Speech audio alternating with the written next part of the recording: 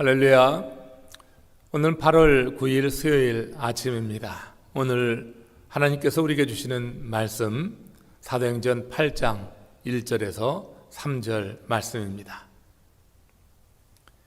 그날에 예루살렘에 있는 교회에 큰 박해가 있어 사도 외에는 다 유대와 사마리아 모든 땅으로 흩어지니라.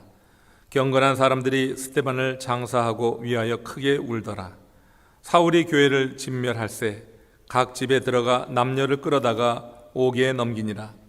그 흩어진 사람들이 두루 다니며 복음의 말씀을 전할세 빌립이 사마리아 성에 내려가 그리스도를 백성에게 전파하니 무리가 빌립의 말도 듣고 행하는 표적도 보고 한 마음으로 그가 하는 말을 따르더라. 많은 사람에게 붙었던 더러운 귀신들이 크게 소리를 지르며 나가고 또 많은 중풍병자와 못 걷는 사람이 나으니 그 성에 큰 기쁨이 있더라. 그 성에 시몬이라 하는 사람이 전부터 있어 마술을 행하여 사마리아 백성을 놀라게 하며 자칭 큰 자라 하니 낮은 사람부터 높은 사람까지 다 따르며 이르되 이 사람은 크다 일컫는 하나님의 능력이라 하더라. 오랫동안 그 마술에 놀랐으므로 그들이 따르더니 빌립이 하나님 나라와 및 예수 그리스도의 이름에 관하여 전도함을 그들이 믿고 남녀가 다 세례를 받으니 시몬도 믿고 세례를 받은 후에 전심으로 빌립을 따라다니며 그 나타나는 표적과 큰 능력을 보고 놀라니라. 이는 살아계신 하나님의 말씀입니다. 오늘 이 말씀을 중심으로 하나님께서 이 아침에 우리에게 주시는 음성으로 듣기를 원합니다. 오늘 본문 말씀은 사마리아 성에 빌립이 들어가 복음을 전하고 표적을 행함으로 말미암아 사마리아 성에 있는 많은 사람들이 구원에 이르고 그 성에 큰 기쁨이 임한 사건을 다루고 있습니다.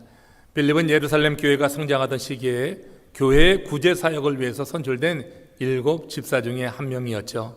빌립은 나머지 그 집사들과 함께 사도들을 도와서 그 구제 사역에 힘쓰게 되었을 때 사도들은 말씀 전하는 사역과 기도에 전무하면서 교회 안에 큰 성장이 이루어지게 하는 주역이 되었습니다. 아주 급성장이 일어나게 되는데 그때 일어난 그 일에 대해서 사도행전 6장 7절에는 이렇게 기록을 합니다. 하나님의 말씀이 점점 왕성하여 예루살렘에 있는 제자의 수가 더 심히 많아지고 허다한 제사장의 무리도 이 도에 복종하니라 했습니다. 여러분, 이 말씀의 그 후반부 허다한 제사장의 무리가 이 도에 복종했다고 하는 것은 초대교회에는 큰 기쁨이 되겠지만 사실 이 일로 인하여서 교회에 큰 핍박이 닥쳐오게 되는 그와 같은 일이 되고 말았습니다. 이 제사장이라고 하면 유대사회의 주축을 이루고 그 유대사회의 지도 계층으로서 그들이 그 유대사회에 매우 중요한 그런 중심과 같은 역할을 하고 있었는데 이들이 이 도에 복종했다고 하는 것, 그 기독교인이 됐다고 하는 것 아니겠어요? 이 일은 그 사회에 큰 파장을 일으켰다고 하는 것입니다. 유대 사회에 큰 위기의식을 갖게 하면서 예루살렘 교회에는 큰 핍박이 밀어닥치게 되었던 것입니다. 그러던 중 7 집사 중 한 명이었던 스데반 집사가 돌에 맞아 순교하는 일이 발생했죠. 이 일은 대대적인 박해가 임하게 되어지는 그런 트리거와 같은 사건이 되었습니다. 이 일로 인해서 결국 그 예루살렘 지역에 있었던 많은 제자들이 흩어지기 시작하는 내용을 우리 사도행전 8장 1절 오늘 본문에서는 이렇게 기록합니다. 사울은 그가 죽임당함을 마땅히 여기더라. 그날에 예루살렘에 있는 교회에 큰 박해가 있어 사도 외에는 다 유대와 사마리아 모든 땅으로 흩어지니라 했습니다. 이렇게 교회 지도자들에 의한 핍박이 날로 심해지면서 주의 제자들은 복음 하나 마음에 품고 흩어지기 시작했던 것이죠. 그들은 어디로 갈지 또 무엇을 해야 할지도 사실 알지 못했지만 오직 성령의 지도를 따라서 흩어진 것입니다. 그리고 그들이 어디에 가든지 그들은 담대히 복음을 전했고 그 복음 선포에 수많은 영혼들이 회개하고 주께 돌아오는 일이 일어나게 되었던 것입니다. 그들은 어떤 사심도 없이 오직 복음 하나 품고 이렇게 흩어지게 되었다고 하는 것입니다. 그들이 전하는 그 복음은 그래서 능력이 있었던 것입니다. 성령이 함께 역사하게 될 때 그들이 전한 복음으로 말미암아서 많은 지역이 이렇게 구원을 얻는 일들이 있게 되었고, 그 중에 빌립이 들어갔던 이 사마리아 성에 이와 같은 일이 일어났다고 하는 것이에요. 좀 더 한번 확인해 보면서 오늘 본문으로 이어갑니다. 사도행전 8장 4절, 5절 그리고 8절 말씀을 함께 읽습니다. 그 흩어진 사람들이 두루 다니며 복음의 말씀을 전할세 빌립이 사마리아 성에 내려가 그리스도를 백성에게 전파하니 그 성에 큰 기쁨이 있더라. 여러분, 이 사마리아 성이 어떤 성입니까? 빌립이 들어가서 복음을 전해서 그 성에 있는 모든 사람들이 큰 기쁨을 누리게 되었는데, 이 사마리아 성에 있는 사람들은 유대인들이 경멸하고 멸시하던 그런 사람들입니다. 유대인들은 이 지역을 통과해 가려고 하지도 않았습니다. 여행을 하려고 하면은 사마리아를 통과하면은 정말 지름길이 되었지만, 유대인들은 그 길을 통과하지 않고 돌아서 갈 만큼 이 사마리아 성에 대해서 경멸했고 그 성에 있는 사람들을 멸시했다고 하는 것입니다. 그들이 이스라엘 역사 가운데서 큰 피해자이고 슬픔이 있는 그런 성이었습니다.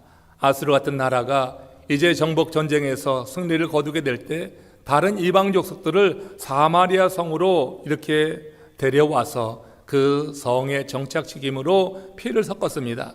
또 사마리아 성에 있던 사람들은 다른 나라로 그렇게 볼모로 잡아가고 포로로 잡아가서 그들도 그와 같이 타인종과 결혼을 통하여서 이렇게 혼합시켜 버리는 식민 정책을 벌였다고 하는 거예요. 그래서 사실 이 사마리아 성에 그 당시 있었던 사람들 상당수가 피가 섞인 그와 같은 인종이었다고 하는 것입니다. 예전에 우리나라의 슬픔을 아시죠? 청나라에 잡혀갔던 우리 여인네들이 그곳에서 정말로 많은 수치와 그와 같은 성적인 그런 욕을 당하고 돌아오게 되었을 때 그들을 우리 조선 내에서는 뭐라고 불렀냐면은 환양연이라고 불렀습니다. 그 아픈 역사의 희생자임에도 불구하고 그렇게 피가 섞였을 때 이렇게 사람들은 그들에 대해서 멸시하고 또 정죄하는 일까지 행했다고 하는 거예요. 사마리아 성이 바로 그랬다고 하는 거예요. 그래서 정통 윤대인들은 그 지역으로 들어가려 하지 않았습니다. 피가 섞으려고 하는 것, 몸이 섞는 것은 더 말할 것도 없고 그 지역을 밟으려고 하지조차 안 했다고 하는 거예요. 근데 한 번은 예수님께서 그 제자들과 함께 그 지역을 지나신 적이 있잖아요. 시장에서 제자들이 이제 마을로 들어가서 음식을 구하려고 했을 때 그때 그 머물고 있었던 수가성 그 우물가로 한 여인이 물을 길러 나오는 거 아니에요? 그게 여러분 바로 사마리아 여인 아닙니까? 이 여인이 물을 길러 왔을 때 예수님께서 말을 건네는 것입니다. 물을 좀 달라고 요청했을 때 그 여인이 뭐라고 예수님께 말하는지 요한복음 한번 4장 9절에 있는 말씀을 같이 보겠습니다. 당신은 유대인으로서 어찌하여 사마리아 여자 나에게 물을 달라 하나이까? 이 여인의 이 말을 보면 그 당시 유대인들이 사마리아인을 어떻게 대했는지 알 수 있는 아주 단적인 예가 될 것입니다. 유대인들은 정말 사마리아인들을 이방인처럼 생각했고 사람 대우를 하지 않았다고 하는 거예요. 그런데 이 지역에 하나님께서 마음을 두신 것입니다. 그래서 예수님께서 부활 승천하시기 전에 너희가 성령이 너희에게 임하고 권능을 받게 되거든 예루살렘과 유대와 사마리아와 그리고 땅끝까지 이르러 내 증인이 되라고 말씀하셨던 것이죠. 여러분, 주님께서 지목하신 그곳이 바로 이 사마리아예요. 땅끝까지 나가서 복음을 증거하는 일을 위해서는 사마리아를 통과해야 된다고 하는 말씀으로 이 부분을 이해합니다. 한번 같이 확인해 보겠습니다. 사도행전 1장 8절 말씀입니다. 오직 성령이 너희에게 임하시면 너희가 권능을 받고 예루살렘과 온 유대와 사마리아와 땅끝까지 이르러 내 증인이 되리라 하시니라. 저는 주님께서 예루살렘과 땅끝 사이에 사마리아를 두신 것은 특별한 의도가 있다 이렇게 생각을 하고 해석하며 은혜를 받습니다. 이는 복음이 땅끝까지 전파되기 위해서는 반드시 사마리아를 통과해야 한다고 하는 의미로 그렇게 받아들이는 것입니다. 여기에 은혜가 있는 것이죠. 사람들은 무시하고 멸시하고 이방인 취급했지만 우리 하나님께는 그들도 그렇게 소중한 존재이고 땅끝까지 복음이 증거되기 전에 그 이웃에게, 그들의 동족에게 이와 같이 복음이 증거되어야 된다고 하는 말씀을 전하고 싶었다고 하는 것입니다. 여러분, 초대교회에 성령이 임했을 때 그때 초대교회 성도들은 흩어져서 복음을 증거하기보다는 교회에 많은 무리들이 들어오게 될 때 교회 조직을 재편했고 교회의 사역을 늘려 나가고 있었습니다. 그러던 차에 이제 이 교회에 큰 핍박이 임하는 사건이 임하게 되면서 제자들이 흩어지게 되었고 그 가운데 빌립이 들어가서 복음을 증거한 곳, 그것이 바로 이 사마리아였다고 하는 것이에요. 사람들의 편견을 넘어서 하나님께서는 그 사마리아인들이 겪고 있었던 그 아픔과 그 민족의 역사를 헤아리시면서 그들을 먼저 주의 복음으로 전하고 그들을 구원한 이후에 땅끝까지 이르러 복음을 증거하려고 하는 뜻은 아니었는가, 그런 생각을 하게 되는 것입니다. 이렇게 큰 핍박이 일어나고서야 빌립을 통해 사마리아의 복음이 증거되는 것을 보면서 인생의 고난이라고 하는 것이 어떤 의미에서는 하나님의 뜻이 이루어지는 은혜의 수단이 될 수 있다 하는 생각을 해보게 됩니다.